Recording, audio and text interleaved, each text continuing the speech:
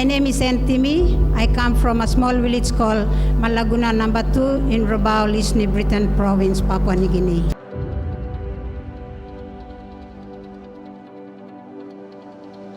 I was born from a family, a very loving family, that my parents have disciplined me with love, and I've grown up, and then I went on to education from primary to high school and then to national high and up into the college, and I got my diploma, and then I went on to searching for job, and I was offered a job. And during that time when I was young, I've searched for God. I've been into churches, in and out of churches, mainstream churches and the Pentecostal experience churches. I got baptized 7 times in the other churches, and Revival Centers of PNG was the 8th baptism that I got. Anyway, through my life, I got married. I thought it's part of life and I'll enjoy marriage, but marriage got its own problem.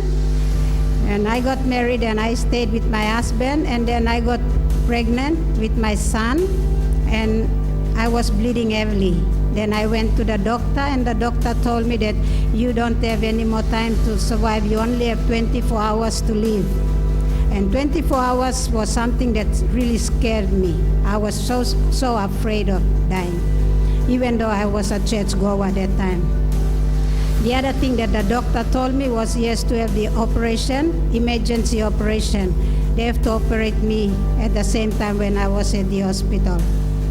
The reason was my baby was formed outside the womb of a mother, where the baby forms.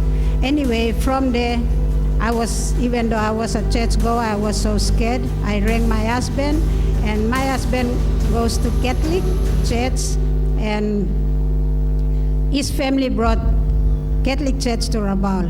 All his uncles and grandfathers, they were bishops of the Catholic church in Rabaul. Anyway, through his small faith, he asked me that one of his bosses was a spirit-filled, and he always watched his boss. But at the same time, his boss always witnessed him of repent, baptize, and receive the Holy Spirit. But as for me, I did not hear about receiving the Holy Spirit. I only heard about receiving Jesus as a personal Savior. Anyway, from there, I listened to him because he was the head of the family. I went back home, and the 2 spirit-filled couple came and prayed over me. The only thing that I was looking for was healing, and I will still go back to my church. But that night, they prayed, they shared the word of God, and there was a text that they gave me was John 3:3-5. They told me and my husband that you have everything, but you don't have the Spirit of God. As a person that I've gone up to getting higher education, I thought that what was the Holy Spirit?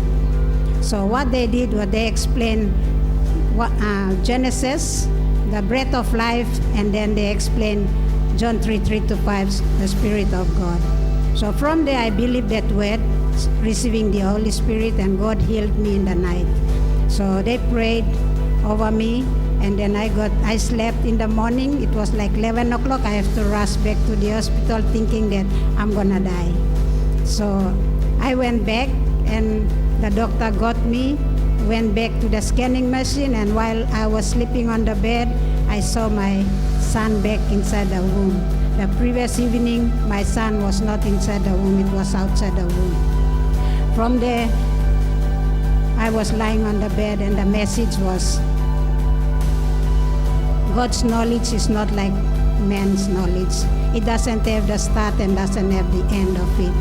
But for the doctor, it has come to the end, and God wants to show me his strength and his knowledge. Anyway, from there, I stayed.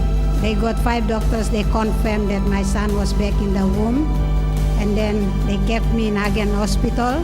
I stayed there, and I observed the fellowship for almost 3 months because I was a church goer, and I was a Christian, and I got baptized 7 times, and I have to really tell God that it has to be the church that I have to live and die with because of receiving the Holy Spirit. Anyway, I stayed.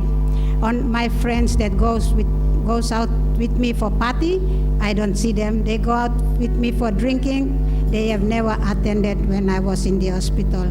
Only the people who's got the Spirit of God came and visited me, shared the word of God with me. And then on the 11th January 1998, I got baptized. And then on the 8th of February, my husband got baptized, and I gave birth to my son on the 18th of March 1998. From my testimony, I always thank God, and I am always grateful and thankful to this wonderful God that He extended my life from 24 hours.